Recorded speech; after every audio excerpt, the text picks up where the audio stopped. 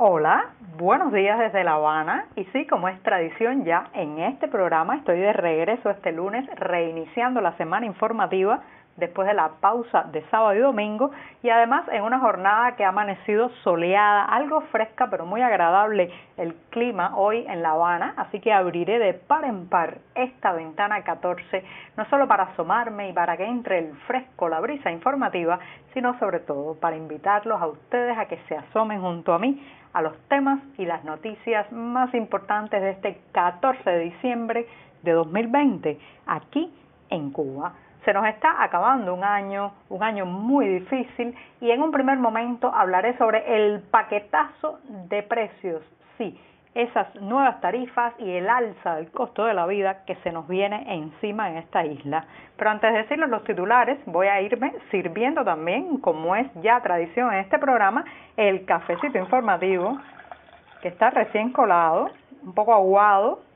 pero caliente, echando humo literalmente, así que lo pongo en la taza, lo dejo descansar y refrescarse unos segundos mientras les comento los titulares del día. Ya les adelantaba que en un primer momento voy a hablar de tarifas, precios, el alza del costo de la vida, sí, el paquetazo de precios que ya está destapando la ira, la incomodidad y las quejas públicas de los cubanos. Les daré detalles sobre este amplio tema. En un segundo lugar, paneles solares, que sería una alternativa ante la subida galopante del costo de la tarifa eléctrica en Cuba, pero ¿dónde se compran? ¿Dónde están?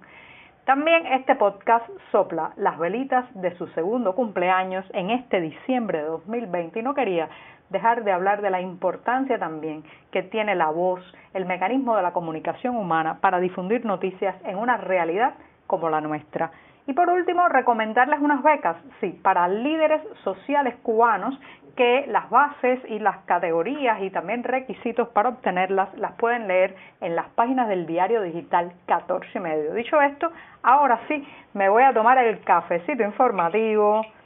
que, como les dije, está recién colado, amargo, sin una gota de azúcar, como saben que me gusta a mí, y siempre, siempre necesario, que es el lema prácticamente de este podcast. Después de este sorbito, el primero de la semana informativa, les comento que pueden pasar por las páginas justamente del diario 14 y medio que les hablaba hace un rato de él para que allí puedan ampliar muchos de estos temas y la mayoría de estas noticias. Dicho esto, me voy con la primera cuestión del día, que es la gran preocupación de los cubanos ahora mismo. En cualquier lugar que usted pase, por una cola para comprar pollo, en un ómnibus o guagua que se suba, alrededor de la mesa familiar, cuando conversa por teléfono con amigos, siempre encontrará el tema del momento, que es nada más y nada menos la subida de precios, el paquetazo de aumento de precios y tarifas, sobre todo los servicios básicos, que se nos viene encima. Como saben, lo hemos comentado en este programa, la pasada semana el oficialismo cubano anunció una serie de medidas, entre eso ya la fecha de la esperada unificación monetaria, que lo de unificación podemos ponerlo en entredicho, porque en realidad seguiremos bajo una dualidad monetaria, por un lado el peso cubano y por otro el dólar, pero eso es un largo tema que voy a dejar para otro momento y me voy a concentrar en el anuncio que se hizo oficialmente el aumento del salario mínimo, que como saben pasa de 400 pesos cubanos a 2.100 pesos. Parece un número muy grande, ¿verdad? Una cifra de 4 dígitos, pero lo cierto es, señoras y señores, que eso no supera los $90 mensuales en un país donde un litro de aceite vegetal está rondando, incluso en muchos lugares supera los $2.50, y donde una libra de frijoles colorados o frijoles negros, sí, esos mismos que usted sueña con tener en la mesa de Navidad o en la mesa de fiesta de fin de año, ya están rondando los $2. Así que el anuncio del aumento salarial, que tuvo en un primer momento cierta recepción positiva, alegró a algunas almas en Cuba después de años y años sin buenas noticias, pues ya inmediatamente ha sido tapada esa pequeña y momentánea alegría con el anuncio de la subida de muchos servicios básicos. Uno de los que más está dando que hablar es, sin lugar a dudas, el suministro de electricidad, que va a tener a partir del año que viene un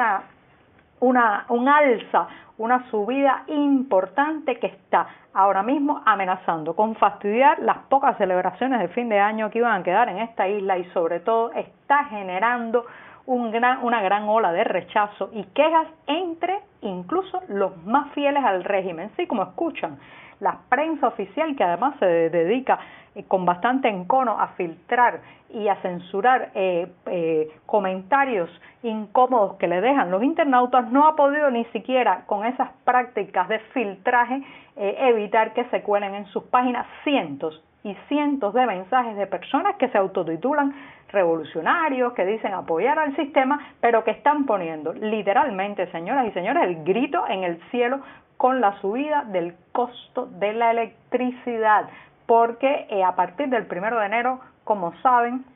y a lo largo del próximo año, pues las tarifas cambian radicalmente y las familias pues van a tener que destinar buena parte de la supuesta subida salarial a costear el encendido de las luces. Eso es bastante grave en este país, les voy a decir por qué. Recuerden que a inicios de este milenio, a inicios de este siglo, se lanzó en la isla la llamada revolución energética, sí, uno de los últimos delirios de Fidel Castro, en que muchas familias tuvieron que pasar a cocinar con electricidad. Antes cocinaban con otros mecanismos, algunos tenían gas, otros cocinaban con queroseno, que era bastante nefasto para la salud, pero se pasaron miles y miles de familias en todo el país a la cocción de alimentos por electricidad. Ahora esas personas no van a poder costear las altísimas tarifas de el pago de electricidad porque la utilizan cada día y en momentos de alto consumo, que como es la cocción de los alimentos y la elaboración de las comidas.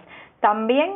pues este aumento de la tarifa eléctrica va a afectar grandemente a los negocios privados,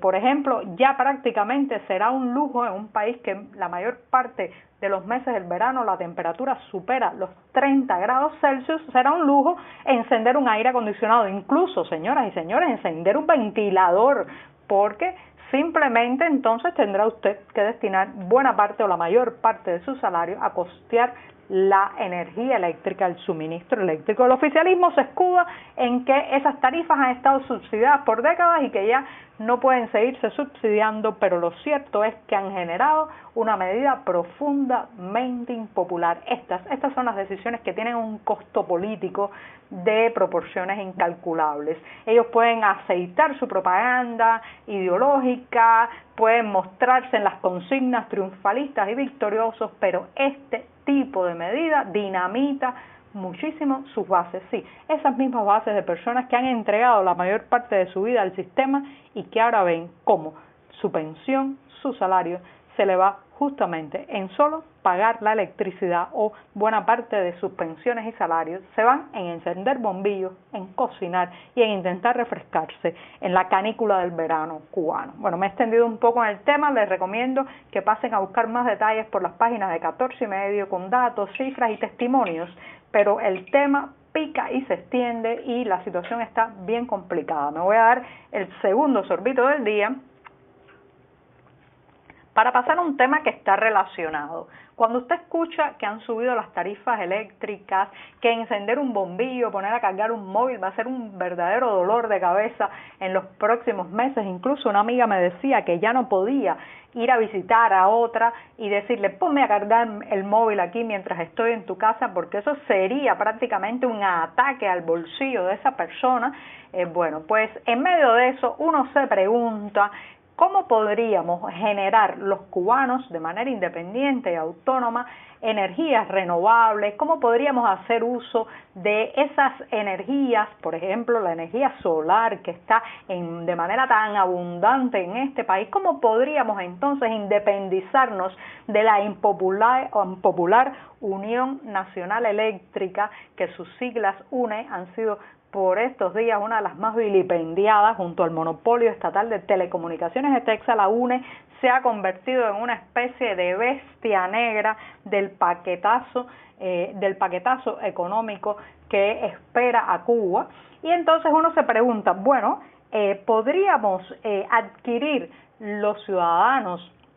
los suficientes